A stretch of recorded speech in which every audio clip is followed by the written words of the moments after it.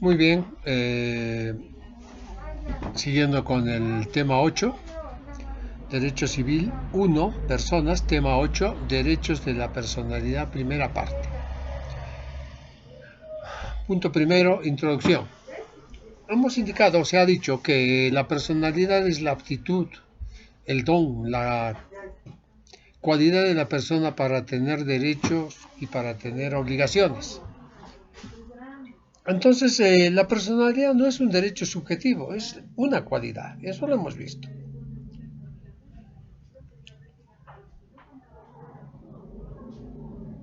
Es una cualidad para ser personas, una cualidad de primera importancia, pero que solo refleja el continente de los derechos y los deberes de la persona. Hemos dicho que estos derechos eran no valorables en dinero, es decir, extrapatrimoniales,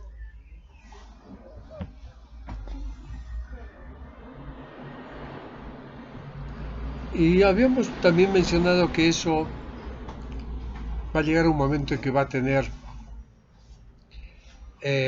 una divergencia porque no es tanto así. Pero continuando veamos qué finalidad persiguen los derechos humanos. El término derechos humanos entra en boga a partir del siglo XX. Proyecta su contenido a partir del siglo XXI. ¿Por qué? Porque buscan y protegen al hombre, amparan al hombre mismo. Buscan que el hombre esté adecuado, protegido, tutelado, efectivamente. ¿Para qué? Para que el hombre con esa protección, con esa tutela, pueda satisfacer sus necesidades, sus objetivos y se desempeñe también de mejor forma. Estos derechos tienen como centro al hombre. ¿Por qué? Porque es un ser racional por naturaleza y es quizás el elemento más importante de la sociedad. ¿Pero contra qué lo protege? Contra terceros, cualquiera aquel que pretenda hacer daño a otra persona o los propios poderes públicos, que son los más comunes, mediante torturas, persecuciones, arbitrariedades, desconociéndole derechos esenciales. No es posible. Hay que atender esas circunstancias, ¿correcto? El hombre antiguamente no gozaba de protección. Muchos dicen que siempre hubo alguna protección al hombre, pero la verdad, la historia que muestra que el pasado romano medieval, el liberalismo económico, se preocupó muchas veces de cosas exteriores al hombre. El hombre no fue pensado en base a un just naturalismo o a una filosofía religiosa. Tenía algún tipo de protección, pero no alcanzaba totalmente. Si no, obviamente no hubiera existido pues la esclavitud, la servidumbre, el encarcelamiento, la tortura. ¿Mm? No hubiera habido nada de eso. Los trabajos forzados no existirían. Entonces, esa era la sociedad.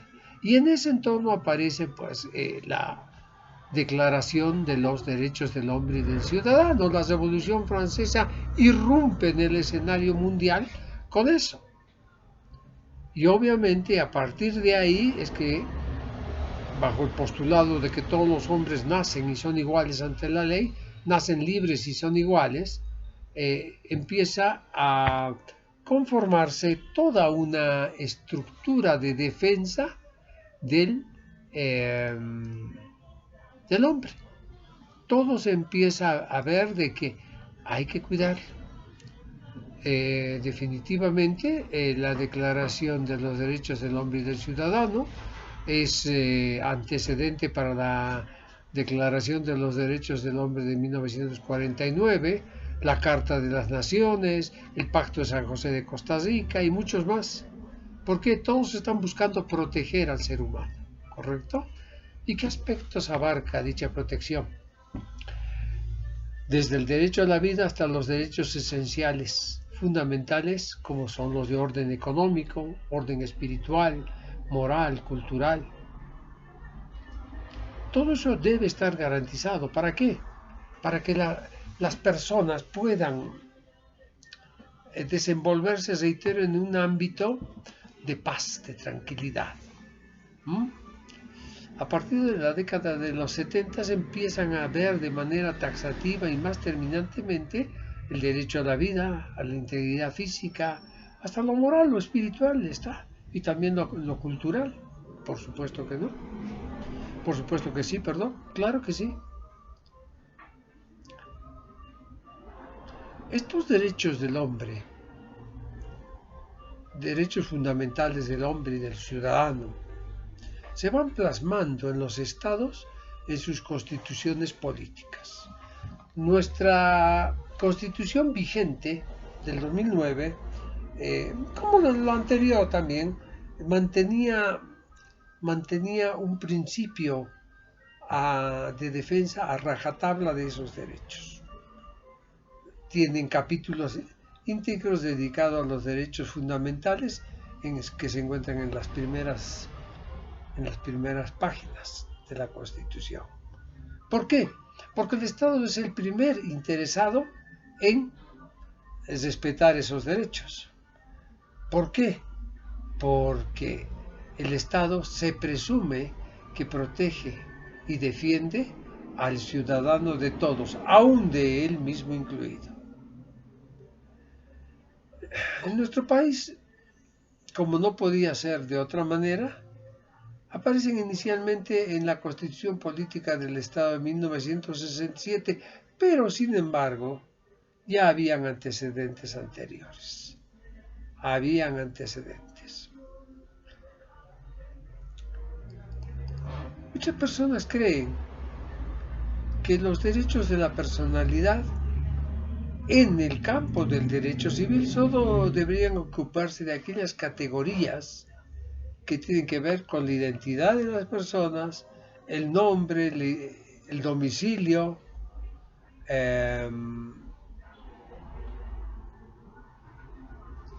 y todo lo demás que todo lo demás debería dejarse a el derecho público. Ese criterio no es seguido por nuestro Código Civil, que maneja la defensa integral de los derechos humanos y los somete al articulado del Código Civil. Pero ¿qué son los derechos de la persona? Los derechos de la persona, mediante la enseñanza doctrinal, son aquellos que garantizan al hombre la tutela o protección de las más importantes cualidades. Es decir, en boca del italiano Ferrara, los derechos de la personalidad son aquellos derechos que garantizan el dominio y señorío del sujeto sobre su propia persona y además sobre sus más importantes fuerzas físicas y morales. Entonces, los derechos de la personalidad son derechos absolutos, de carácter privado extrapatrimonial, en principio, que corresponden a todo individuo por el solo hecho de ser como tal. Protegen sus importantes cualidades y atributos: vida, salud, integridad física, dignidad, honor, nombre, domicilio, identidad, intimidad, imagen, en fin, todos aquellos que hemos visto. Estos derechos tienen como característica fundamental que son derechos subjetivos. ¿Por qué? Porque confieren facultades. Y son absolutos. ¿Por qué? Porque son oponibles a todo el mundo. Dicho de otra manera, todos tenemos que respetar estos derechos en los demás. Así de simple. Normalmente un derecho no es valorable en dinero. No es valorable. Pero vamos a ver mucho más adelante en la materia de obligaciones de que definitivamente puede suceder, que sean valorables y que se tenga que pagar. Así de simple. Y obviamente un derecho, cuando es transgredido, ¿a qué da lugar ese derecho? A que se resarza.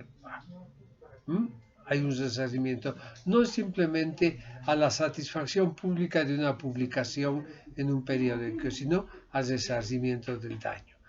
Pero ¿por qué se dice que estos derechos son inmanentes?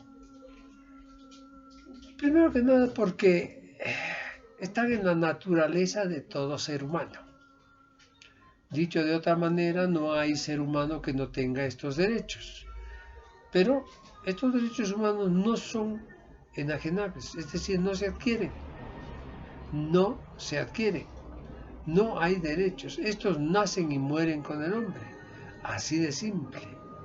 No hay posibilidad de que se puedan adquirir para hacerlos más profundos, ¿no? Así de simple. En los pueblos antiguos no se reguló absolutamente nada sobre los derechos de la personalidad. No se conocía ni en Siria, ni en Babilonia, ni en India, ni en Persia. No hay norma alguna que hable sobre ellos.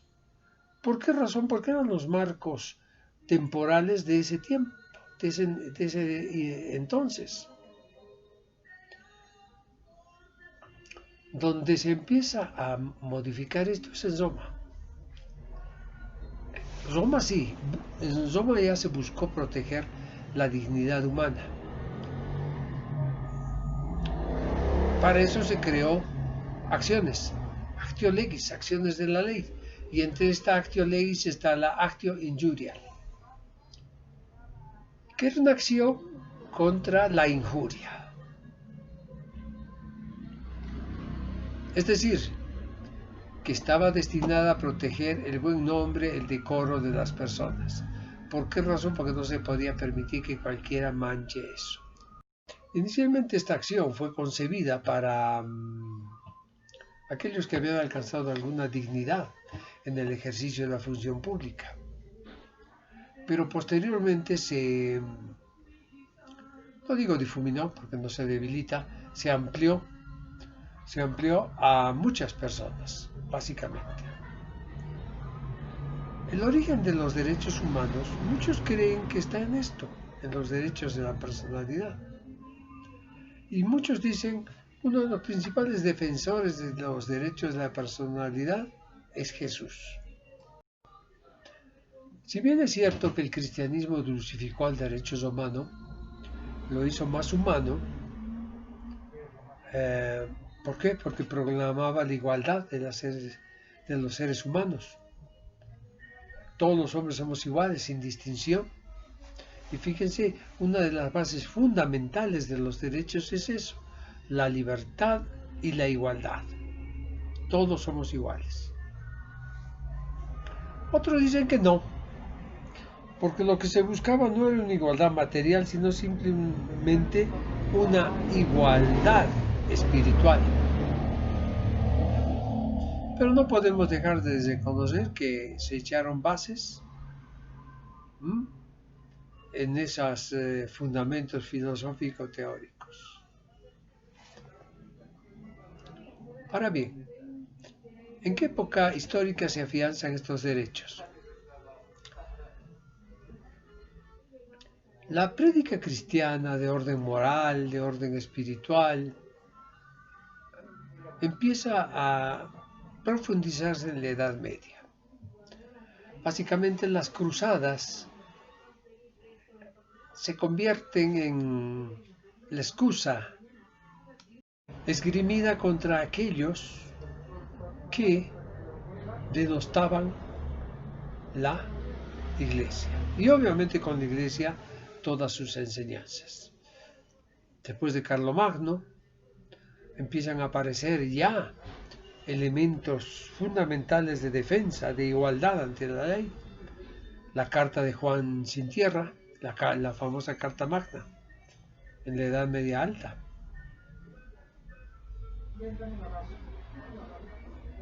El derecho no se ha hecho, se sostenía sino para proteger al hombre, para servirlo. Por esas razones que debe proteger al ser humano. Este pensamiento se mantuvo por muchos años. Muchos afirman o dicen o se preguntan, ¿dónde se originan estos derechos? Otros contestan diciendo que se originan en la potestas in se ipsum. ¿Qué es esto? Es la potestad sobre sí mismo, el dominio que uno tiene sobre sí mismo. Muchos lo llamaron jus in corpore, es decir, derechos sobre el propio cuerpo.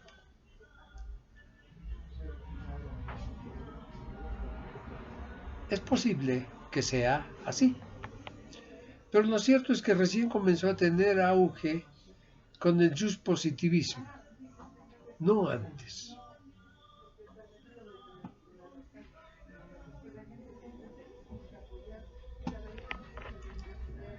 Otras personas entienden que el movimiento histórico fue lento. ¿Por qué razón? Porque quienes detentaban el poder no querían modificar nada. Estaban muy cómodos así. Tenían carne de cañón para las guerras, tenían mano de obra, trabajadores agrícolas baratos. Entonces, ¿por qué cambiar todo eso? Es a partir del devenir de las guerras mundiales que esta óptica empieza a cambiar. La Primera Guerra Mundial, tan atroz, con tanta gente muerta, hace razonar a las personas.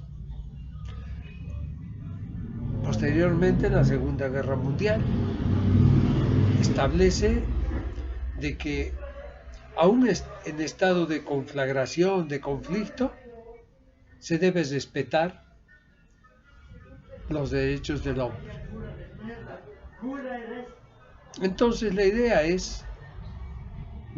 es que se ponen como obligatorios. El respeto a la vida, a los bienes jurídicos, se van transfundiendo y confundiendo con los derechos de la personalidad. La normativa civil los plasma, los recoge en su seno en la segunda mitad del siglo XX. Prácticamente se va consolidando a partir de eso. Punto segundo, denominación. La denominación actual es variada. Muchos dicen son derechos esenciales. ¿Por qué razón? Porque hay que reconocerse a todos los individuos. Otros dicen son derechos individuales. ¿Por qué? Porque no son derechos aplicables a las personas colectivas, sino solo a las personas físicas, naturales. Otros dicen son innatos. ¿Por qué? Se aplican porque nacen desde el momento en que la persona nace. Y normalmente mueren, muchos de ellos, otros no, cuando la persona muere. La mayoría les llama derechos principales, porque considera que la vida sin integridad física, sin libertad, no puede hablarse de vida. Pero últimamente se los ha denominado como derechos fundamentales, es decir, haciendo alusión a que son necesarios, son derechos reconocidos para el hombre, porque no puede concebirse un hombre sin esos derechos. Hay algunos que los han llamado derechos originarios. ¿Qué nombre se ha impuesto? Básicamente, con los alemanes, los derechos de la personalidad. Estos engloban un conjunto de facultades físicas y morales dentro de los cuales está inmersa la personalidad de las personas naturales. Punto 3. Objeto. ¿Cuál es el objeto? ¿Qué se busca? ¿Qué se pretende? El objeto de los derechos de la personalidad es el cuerpo humano, es la integridad física, eso que los renacentistas llamaban potestas in se ipsum, o lo que otros llaman derechos sobre el propio cuerpo. Es decir, nos estamos refiriendo, y aquí es importante determinar, al objeto de estos derechos, pero al objeto material. Muchos dicen, eso está mal, porque no puede ser el ser humano objeto. Él es sujeto de derecho, no objeto de derecho. Esto es un conflicto. ¿Por qué razón? Porque de acuerdo a esa estructura el ser humano tendría un doble papel. Sería sujeto de una relación por un lado y objeto de una obligación por otro. Y no es correcto. Para solucionar esto, algunos autores han dicho que los derechos de la personalidad está por encima de las personas.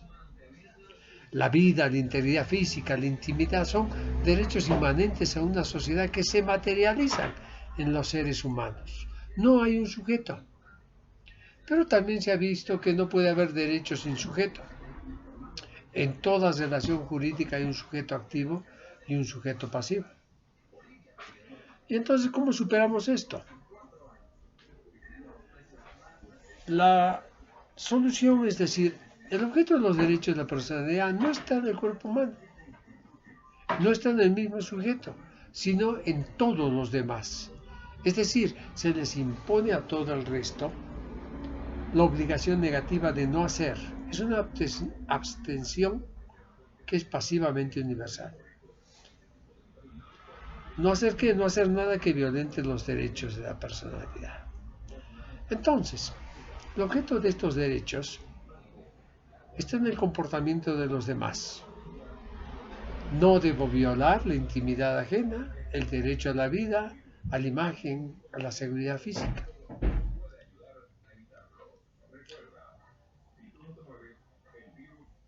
El objeto, en el fondo, crea una obligación de hacer. ¿De hacer qué? Más bien negativa, de no hacer. ¿De no hacer qué? De no hacer daño, de no lastimar, de no dañar. Por esa razón, esta idea es más aceptada con respecto a la otra, que hablaba de que el objeto está en el cuerpo humano. ¿Por qué es importante diferenciar entre sujeto y objeto? Es verdad, una de las tesis decía que el sujeto es la persona física como unidad biológica y jurídica, y esa unidad es titular de derechos y deberes. En cambio, el objeto son todos y cada uno de sus atributos que están dentro de la personalidad, llamado vida, honor, integridad física, voz, nombre, domicilio, derechos autorales. Entonces el objeto no es el hombre es el sujeto. El objeto está en las manifestaciones, en esos atributos.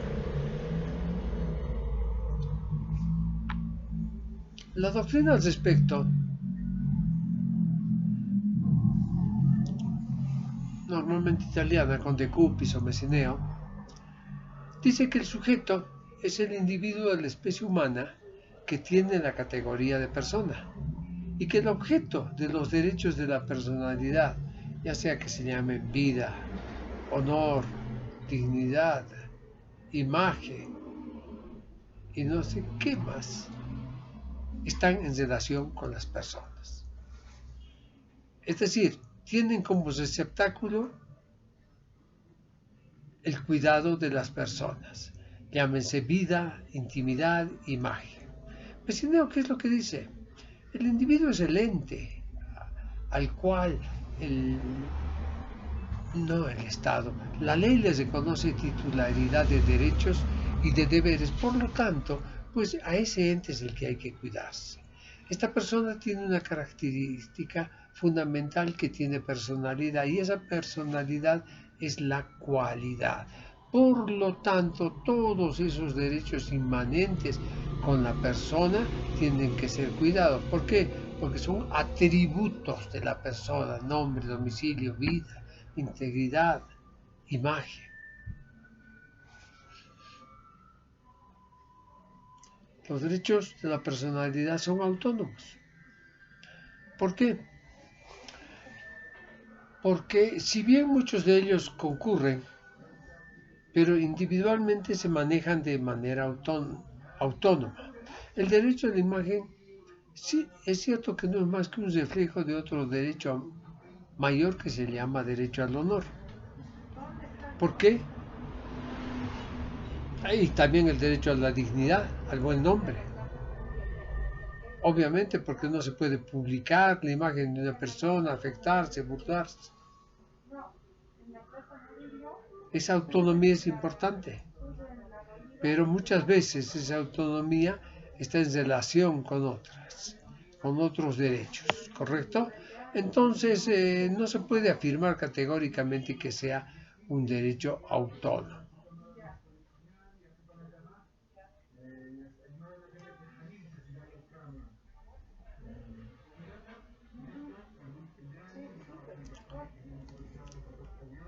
La idea fundamental es conocer la naturaleza jurídica de la personalidad. Hemos visto que la naturaleza jurídica busca explicar la esencia, el fundamento,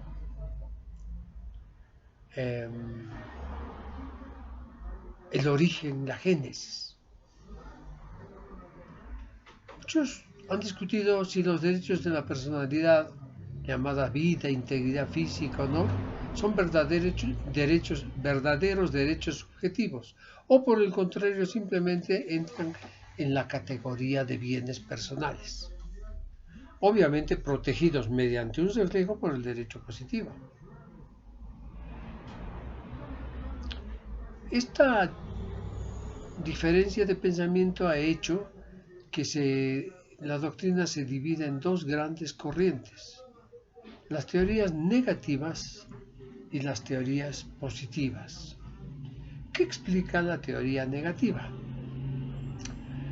Esta parte del criterio de que los derechos de la personalidad, llámense vida, integridad física, honor, dignidad, no son ni pueden ser auténticos derechos subjetivos. ¿Por qué? Porque el derecho positivo no le faculta al titular de estos derechos nada que pueda hacer o no hacer que dependan de su voluntad, de su arbitrio, ¿correcto? Es un razonamiento fuerte. De esa manera, ninguno de los derechos subjetivos, llamados personalidad, entran en la categoría exacta de lo que se entiende por derecho subjetivo. Entonces, ¿qué es un derecho subjetivo? Repitamos una vez más. El derecho subjetivo es la facultad o potestad que confiere el derecho positivo a determinado sujeto para que éste haga algo o no haga algo. Está directamente relacionado con el derecho objetivo. De esa relación surge una obligación positiva y una obligación negativa. ¿Correcto? ¿Está claro? Eso es lo que queremos hacer. Eso es lo que se busca. Gran parte de la doctrina, gran parte es una cosa decir, parte de la doctrina argentina,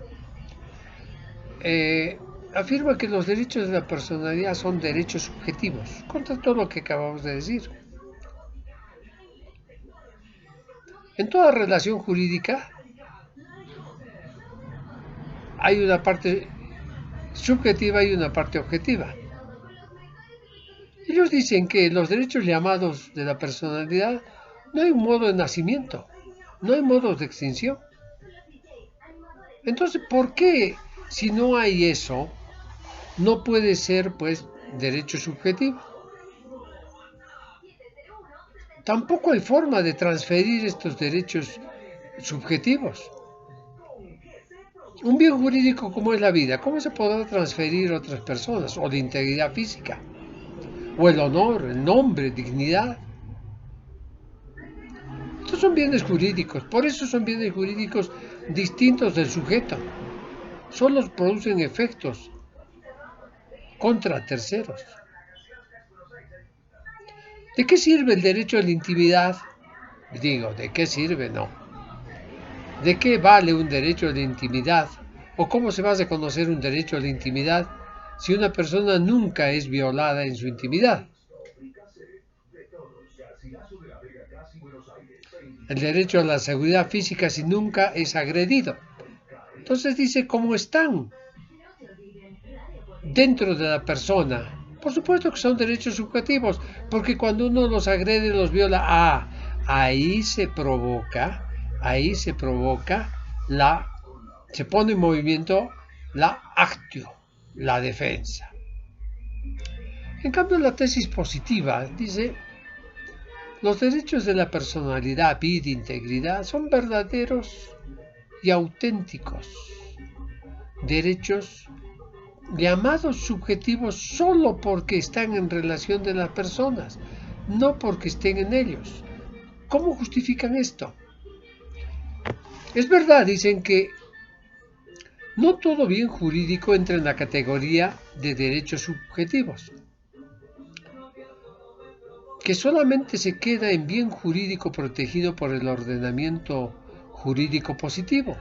Los llamados derechos de la personalidad no confieren medios de adquisición, ni de extinción, ni modos de transmisión. Estos derechos se caracterizan por ser innatos, originarios, nacen con la persona y también mueren con la persona, muchos de ellos, la mayoría. Hay algunos derechos subjetivos que trascienden más allá. Por esa razón que podrían conformarse como derechos subjetivos. Este es un conflicto, es un problema que se da. Esta tesis afirma que nada depende de la voluntad del sujeto. No puede hacer nada cuando un tercero viola. Decía que cuando alguien viola estos derechos subjetivos, lo que inmediatamente se acciona es primero un cese de esas violaciones, después una indemnización. ¿Cómo no van a ser derechos subjetivos si ellos permiten eso? Otro argumento expuesto por esta teoría positiva es que los derechos subjetivos entran en la categoría de bienes jurídicos, por lo tanto se encuadran perfectamente al concepto de derechos subjetivos. ¿Por qué? Porque hay una obligación pasivamente universal de la colectividad de abstenerse de violar estos derechos subjetivos. Punto quinto. Caracteres de los derechos de la personalidad. Primero, es un derecho privado. Se regulan por el Código Civil. La violación solo va a dar lugar a la indemnización de daños y perjuicios. Ahí está el tema de la patrimonialidad. Cuando afirmábamos antes que son extrapatrimoniales, te vendo mi honor. Nadie puede vender el honor, pero puedes recibir un dinero por alguien que ha mancillado el honor injustamente. ¿Por qué razón? Porque dan lugar a la indemnización de daños y perjuicios. Eso es importantísimo. Segundo, son absolutos.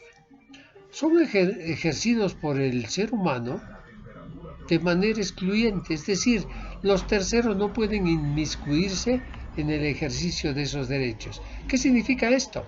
Esto significa que son oponibles a todo el mundo, es lo llamado erga omnes. Es decir, los demás no pueden desconocer, tienen que abstenerse. Y son innatos, habíamos dicho que están en razón de la naturaleza humana. Esta naturaleza humana indica que estos atributos no son de uso y goce de otros entes, solo los seres humanos. ¿Correcto? Normalmente se les dice que son extrapatrimoniales porque no son valorables en el dinero. ¿Por qué? ¿Cuánto vale la vida? Seguramente en algún momento en materia de obligaciones veremos de que tiene un precio, pero normalmente la respuesta es no, la vida no tiene precio.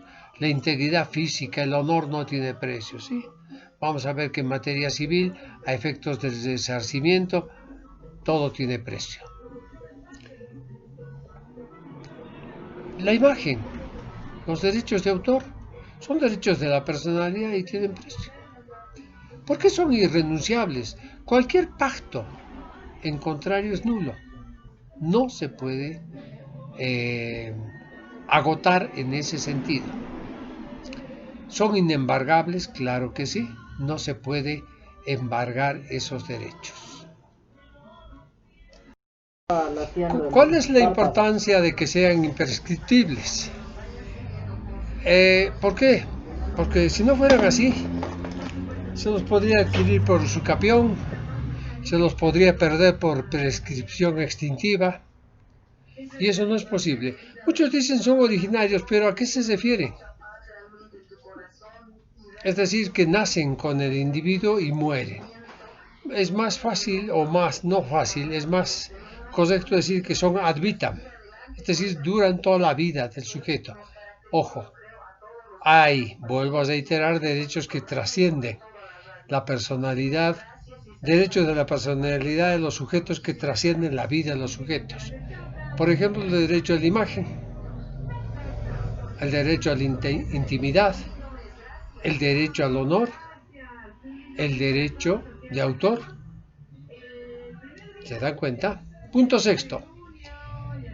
Extensión y contenido de la categoría de los derechos de la personalidad. ¿Cuál es la extensión? Hay autores que consideran que todos los derechos humanos son derechos de la personalidad y hay autores que lo han reducido. Dicen no, hay algunos solamente. Solo el derecho a la vida es derecho a la personalidad. Nuestro Código Civil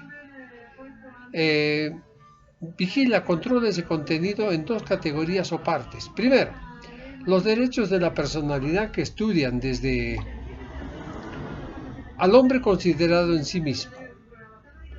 Primero, el derecho a la vida.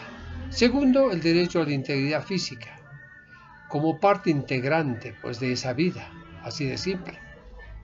Hay una tercera categoría que versa sobre las partes del cuerpo humano en vida y después de la muerte. ¿Cuál es el tratamiento que estos derechos tienen en relación a la sociedad? Los derechos de la personalidad estudian al hombre, no solo considerado como una individualidad física, jurídica, sino como componente de una sociedad. Por esa razón es que tutela derechos fundamentales como la libertad, actividad física, intimidad, correspondencia epistolar cada vez menos, pero habeas data actualmente, por supuesto que sí, papeles privados. Punto séptimo, derecho a la vida. Analicemos esto. ¿Qué es este derecho? Muchos dicen, este es el derecho, el bien jurídico por excelencia. No se concibe el goce de los demás derechos sin este derecho fundamental. El derecho a la vida es tan fundamental que a partir de eso emergen todos los derechos. Parte de razón no les falta. La tutela que le presta el ordenamiento jurídico viene directamente de la Constitución Política del Estado. Nuestra normativa civil lo protege desde el ámbito nacional e internacional. El Estado está en la obligación de garantizar al individuo todas las condiciones indispensables y necesarias para este bien jurídico. Muchos dicen, el derecho a la vida es absoluto. La doctrina se ha cuestionado en esto. Muchos sostienen que no hay nada absoluto. Todo es relativo. No hay nada irrestricto. No hay nada total, pleno. Siempre hay matices. ¿Por qué? ¿Cómo razonan? Dicen, si el derecho a la vida fuera absoluto, pues el servicio militar en tiempos de guerra sería absolutamente privativo de la voluntad de las personas. Sabemos perfectamente que en tiempos de guerra, cuando alguien es enlistado, puede fallecer, sí, entonces se estaría atentando contra el derecho a la vida, y eso no puede ser. Los mismos militares, la policía, en estos tiempos de pandemia tan difícil, están poniendo en riesgo su vida, pero la vida es un derecho absoluto, no tienen que ir a controlar nada. ¿Por qué? Porque se pueden enfermar y pueden fallecer, ¿se dan cuenta? Entonces eso les hace decir de que no hay derechos absolutos, son todos derechos relativos aún la vida. Obviamente que muchos dirán, no, pues eso está en relación con los intereses superiores. Sí, caramba, morir por la patria está bien y morir a manos de otra persona está mal. El efecto no es la cesación de la vida de una persona, que en el fondo es lo mismo, pues da para mucho debate. Punto octavo, derecho a la integridad física. ¿En qué consiste esto? Es una consecuencia del derecho a la vida. Simplemente es el respeto a la incolumidad del cuerpo, a la sanidad. El derecho a la vida implica la facultad de que toda persona no sea menoscabada físicamente por tercero, lastimada. Obviamente, nuevamente se impone la obligación ajena a respetar la integridad física de las personas, ¿no? ¿Por qué se considera como un bien jurídico esto? Porque cuando un tercero viola o lesiona este bien jurídico, la víctima puede acudir al juez y demandarle el pago de daños y perjuicios. Puede acudir también al juez civil en ese caso o al juez penal. Así de simple. El fundamento y las características de este derecho es que se hace extensivo al cuerpo humano. ¿Podrá un humano resistirse a someterse a tratamientos? Sí, por supuesto que sí. ¿A recibir transfusiones? Sí, por supuesto que sí. Podría hacerlos. Ojo, esto hay que concuasarlo, hay que matizarlo. Si de la negativa se puede inferir un daño físico o peligro de muerte, es muy probable que la ley le pueda obligar. El caso de los testigos de Jehová que se niegan taxativamente a recibir transfusiones de sangre, aún a costa de su vida, es importante. Muchos dicen cuestión de fe. Lo cierto es que hay que tomarlo en consideración, ¿no?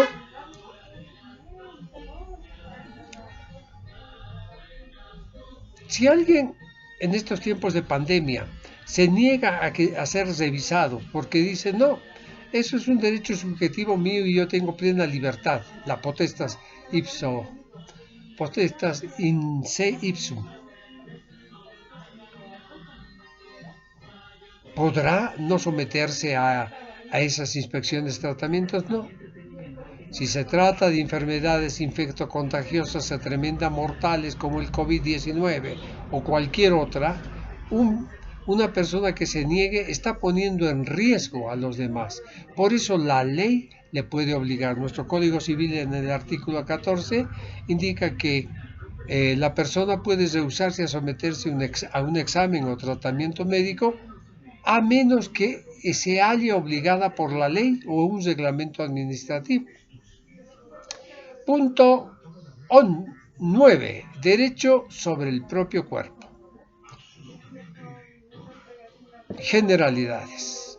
La pregunta específica es saber si un hombre tiene derecho sobre su propio cuerpo. Puede disponer de su propio cuerpo total o parcialmente. Los clásicos habían afirmado que sí, basadas en la regla potestas in se ipsum. Pero vamos a analizar si realmente es así. El derecho sobre el propio cuerpo no es más que una aplicación al derecho a la vida, o es una aplicación a la integridad física, o de ambos, no sé. Es muy probable que con este análisis se vea a la persona o al derecho de una persona como un derecho autónomo. ¿Por qué? A ver cómo fundamentamos esto. La doctrina considera que el fundamento del derecho de la persona sobre su propio cuerpo está en la autonomía de la voluntad. Las personas con su libre arbitrio tienen la facultad de disponer de todo o parte de su cuerpo humano, obviamente dentro de los límites que establece la ley. Muchos dicen que todo lo que viene en pares en el cuerpo humano puede ser donado.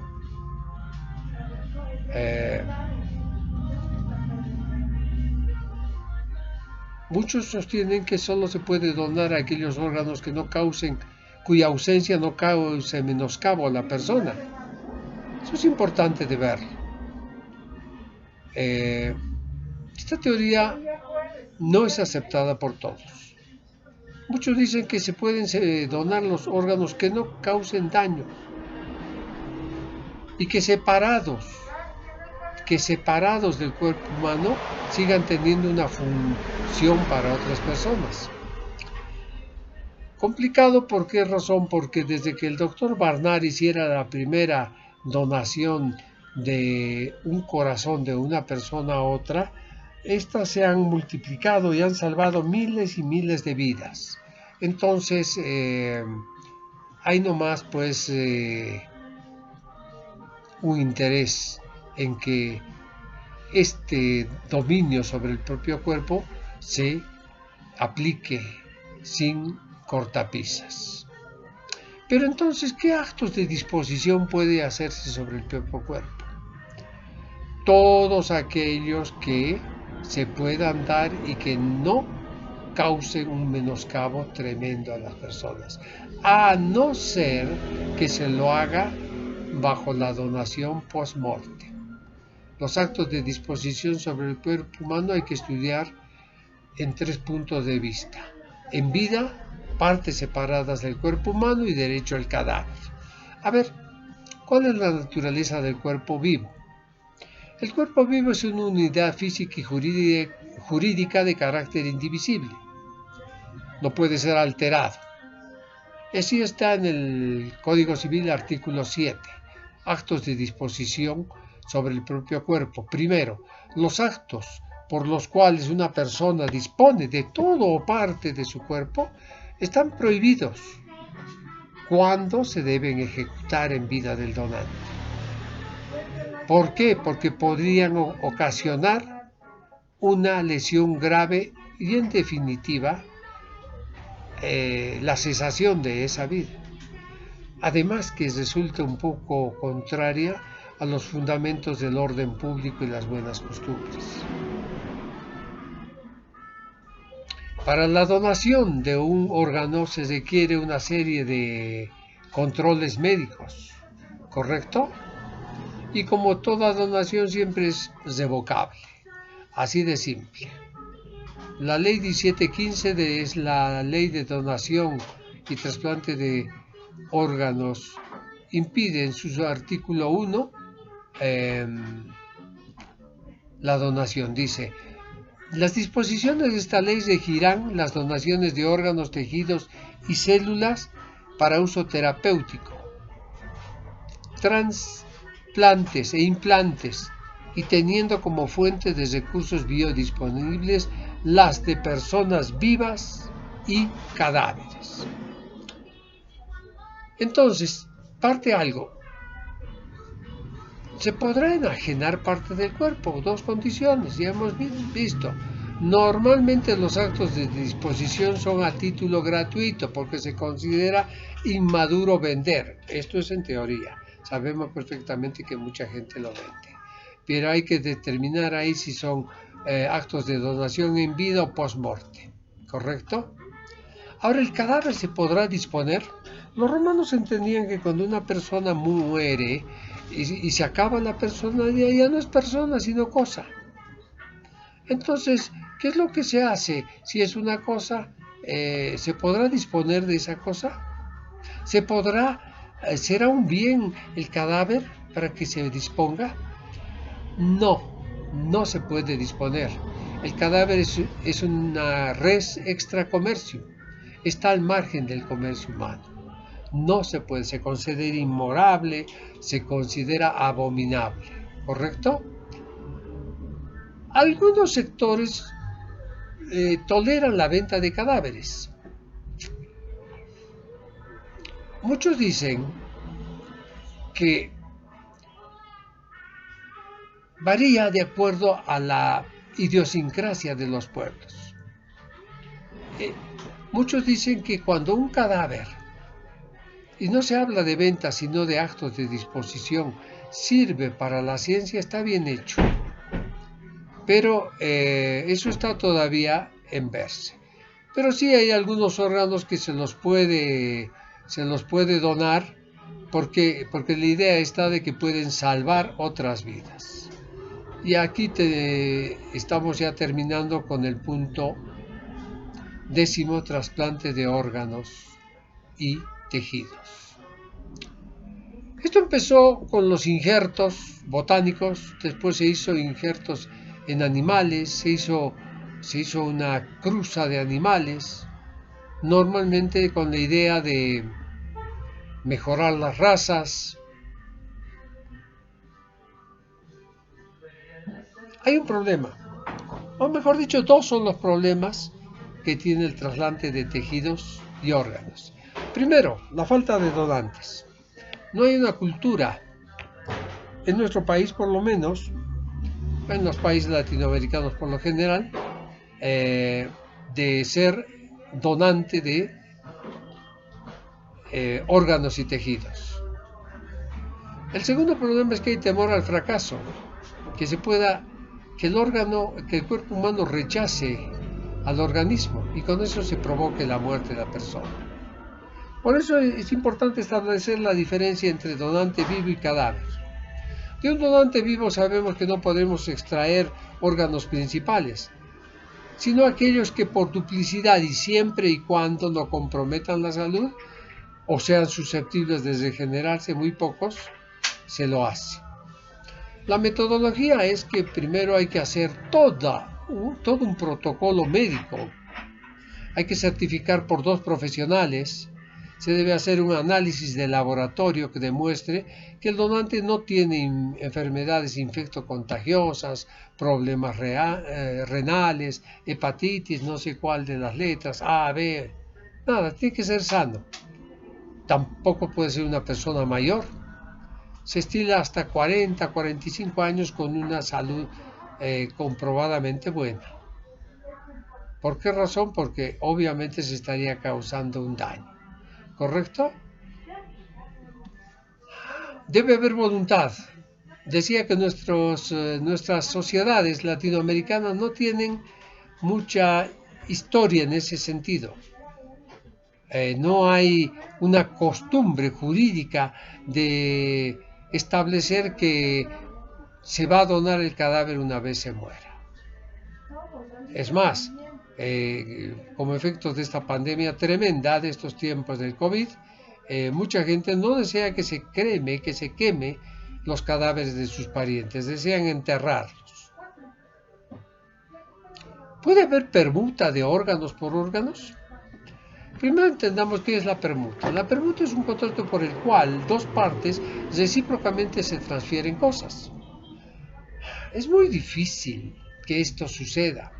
Te cambio un pulmón por un riñón. Está difícil. Por eso no es admisible. El único acto permitido es la donación. Y la donación es de pura liberalidad, es decir, sin recibir remuneración o contraprestación. ¿Correcto? Entonces, para terminar con esto, digamos que hay que seguir esas reglas, hay que hablar básicamente en sentido jurídico, respetar la Constitución, respetar las leyes, el Código Civil, para que se pueda de alguna manera establecer que los actos de donación van a ser absolutamente legales y no van a provocar menoscabo alguno. Con esto terminamos este capítulo.